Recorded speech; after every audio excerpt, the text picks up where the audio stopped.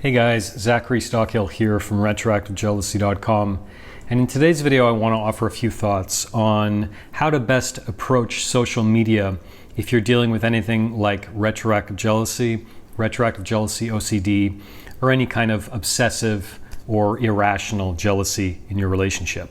Before I get started, I'll just mention that if you've been enjoying these videos and you want me to keep doing this, please take a moment to let me know by clicking the like button below and making sure you are subscribed to my channel. So we officially live in the era of social media. Previous generations had their own challenges, their own unique challenges that they had to deal with. And if you are struggling with any kind of irrational jealousy, obsessive intrusive thoughts, retroactive jealousy, anything like that, social media can pose some serious challenges. Anyone watching this who's struggling with retroactive jealousy, you probably know what I'm talking about. It can be far too easy to lose 10 minutes, to lose an hour, to lose multiple hours, going down some random social media rabbit hole, being mired in some abusive and unsettling and often counterproductive Facebook chat forum, stalking your partner's ex or stalking their past on social media and scrolling through old posts and scrolling through old pictures, all that kind of thing.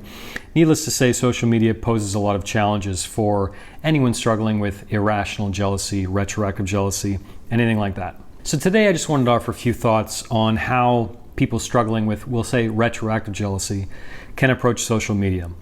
So number one, I would recommend that you approach social media as a tool and use it for very specific, well-defined purposes.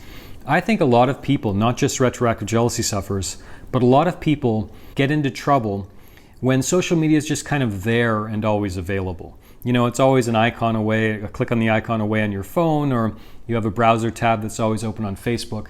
Whatever it is, it can be far too easy to just kind of find yourself, scrolling through Facebook or Instagram without any real purpose, without any real objective.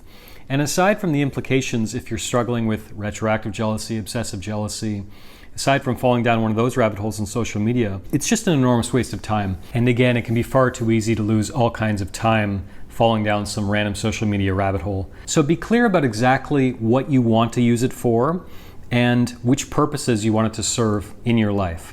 If it's just going to be for keeping track of your kids, fine. If it's just going to be for your business, fine.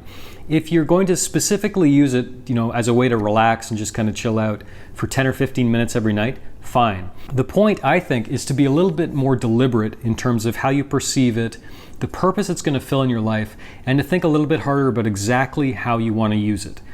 Because if it's always just kind of there and you have no real purpose defined for it, it's going to be far easier for it to serve a negative purpose in your life and for you to waste all kinds of time on it. The first step, I think, is just to start thinking a little more seriously about how exactly you want to use social media. My second recommendation is to become familiar with all of the time limiting features inbuilt into a lot of these apps, and to, if necessary, impose technological restrictions on your use of these apps.